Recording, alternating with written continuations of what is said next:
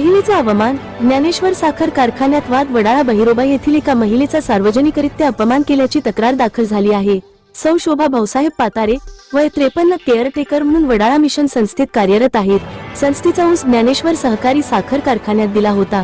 ऊसाच्या बिलाची रक्कम कोणत्या खात्यावर टाकायची याबाबत त्यांनी रवींद्र मोटे या व्यक्तीकडे चौकशी केली असता त्यांनी संताप व्यक्त करत फिर्यादीवर ओरडून हातवारे करत त्यांना तुम्ही आत कशा आल्या असे विचारले।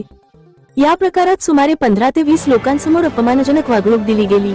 आरोपीने संस्थेचे प्रमुख डॉक्टर प्रभाकर यांचा हवाला देत पेमेंट त्यांच्या खात्यावरच होणार असल्याचे सांगत दमदाटी केली।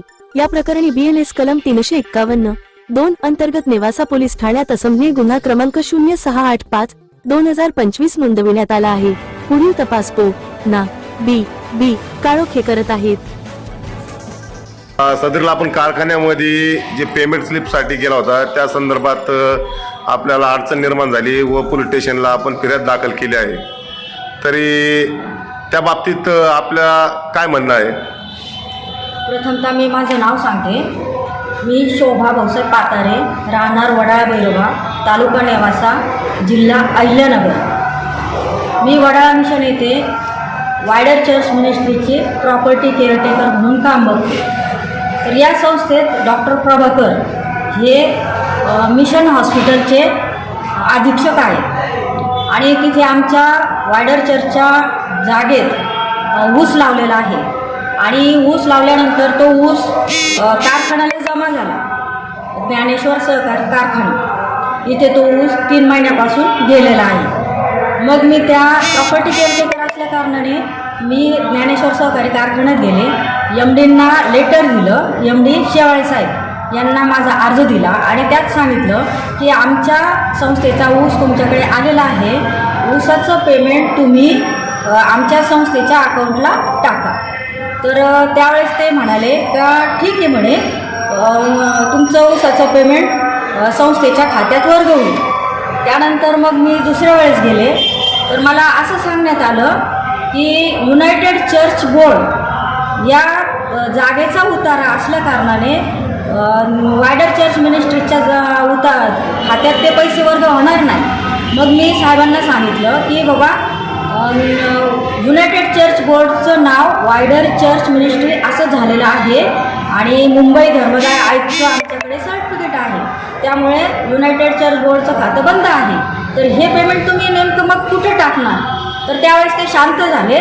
ते म्हटले ठीक आहे, आपण पेमेंट स्टॉप करू ज्यावेळेस पूर्ण शहानिशा होईल, युनायटेड चर्च बोर्ड किंवा वायडर चर्च मिनिस्ट्री हे जे काय आहे हे ज्यावेळेस सिद्ध होईल त्यावेळेस ते पेमेंट आपण जी खरी संस्था असेल तिथं टाकू।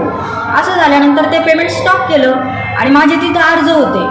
मला लीगल ऑफिसर म्हणे की तुम्हाला आम्ही बोलून घेऊ। नंतर मला MD शेवाळे साहेबांनी बोलवलं नाही, त्यानंतर लीगल ऑफिसर शिंदे साहेबांनी बोलवलं नाही। मग मी अचानक 22 तारखेला गेले, 22/4/2025 आता। मग तिथं गेल्यानंतर मग जे अकाउंटंट होते साळुंके साहेब त्यांच्याकडे गेले की आमचं ऊसाचं पेमेंट तुम्ही वर्ग कुठं केलं आहे? तर ते म्हणे आता आम्ही त्या डॉक्टरच्या खात्यात ते पैसे पाठवणार आहोत। मी म्हटलं असं कसं डॉक्टरच्या खात्यात पाठवणार आहात तुम्ही पैसे? तुम्हाला अकाउंट नंबर दिला आहे का? तर अकाउंट नंबर दिलेलाच नाही। जर संस्था आहे, संस्थे कोणत्या डॉक्टरच्या खात्यामध्ये पैसे वर्ग करणार आहे असे म्हटले? डॉक्टर रवी प्रभाकर। अच्छा। तर मला काय म्हणायचं होतं की बाबा तुम्हाला ऊस दिला, संस्थेने ऊस तुमच्याकडे दिला, त्यावेळेस अकाउंट नंबर संस्थेचा का नाही दिला? 3 महिने होत आले ऊस दिलेला आहे आणि आता पेमेंट करायची वेळ आहे तरी पण तुम्ही अकाउंट नंबर संस्थेचा का नाही दिला? नेमकं कोणत्या खात्यात ते चाललेत पैसे हे कळायला पाहिजे आणि मी प्रॉपर्टी केअरटेकर असल्या कारणाने ते बघणं माझं कर्तव्य आहे, कारण मी संस्थेला वरती काय जबाब देणार? आणि मग मला त्यांनी साळुंके अकाउंटंट आहे त्यांनी आणि शिंदे लीगल ऑफिसर यांनी मला रवींद्र नारायण मोटे हे तिथे सेक्रेटरी आहे मग त्यांच्याकडे नेलं। त्यांच्याकडे नेल्यानंतर त्या साहेबांनी मला बघितलं आणि मला ते अगदी ओळख म्हटले, कशाला आल्या तुम्ही इथं?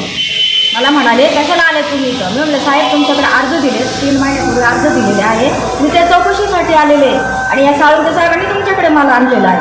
तर ते साळुंके साहेबांना मी तर लोक बसले होते 7-8-10 जण. त्यांना म्हणे हो म्हणे हिला कशाला आत घेतलं, हाकलून द्या म्हणे, हिला बाहेर काढा बाहेर काढा. अहो त्यांनी माझा एक शब्दाने सुद्धा काही ऐकून घेतलं नाही. याचा अर्थ काय? आणि त्याच्यानंतर ते काय म्हणाले, रवींद्र नारायण मोठे हे सेक्रेटरी कारखान्याचे, ते मला म्हणतात, ओरडून पण म्हणतात की डॉक्टर रवी प्रभाकर यांना मी लहानपणापासून ओळखतो आणि संस्थेचे हेड ते आहे, संस्थेचा कारभार ते पाहतात. मग मी त्यांना म्हटले संस्थेचा कारभार ते पाहतात, हेड ते आहे, पण बाबा तुम्ही कोणत्या खुर्चीवर बसलात?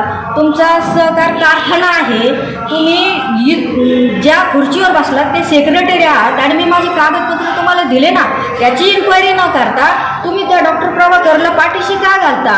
याचा अर्थ इथं काहीतरी आर्थिक साठलोट झाल्याशिवाय हा माणूस मला असं बोललेला नाही. या बाबतीत आपण तक्रार दिली का? हां, मग ते त्यानंतर मग रवींद्र नारायण मोठे हे ज्यावेळेस मला आरडाओरडा करून बोलले, हिला हाकलून द्या, हिला कशाला आत बोलवलं, मग असं जे असभ्य वर्तन त्यांनी केलं माझ्याबरोबर. 15-20 लोक तिथं होते, सगळी गर्दी जमलेली होती आणि ते मला आवडून हातवारे करत बोलत होते. मग या गोष्टीचा मला अपमान वाटला. मी एक लेडीज आहे तिथं आणि माझ्याशी कसं बोलावं त्यांनी हे जर त्यांना कळत नसेल, मी तिथं अपमानित झालेले. मग त्यानंतर मी तिथून निघाले, नेवासा पोलीस स्टेशनला आले. खाडे साहेब होते, त्यानंतर जाधव साहेब होते, त्यांना मी जे माझ्यावर घेतलं ते त्यांना सांगितलं. त्याच्यानंतर त्यांनी गुन्हा दाखल केलेला आहे. इथून पुढं आता नाही माहिती काय होतं. राज्यातील आणि देशातील बातम्या पाहण्यासाठी आजच आमच्या महाराष्ट्र न्यूज प्रिन्स या यूट्यूब चॅनलला सबस्क्राईब करा आणि मिळवा नवनवीन अपडेट.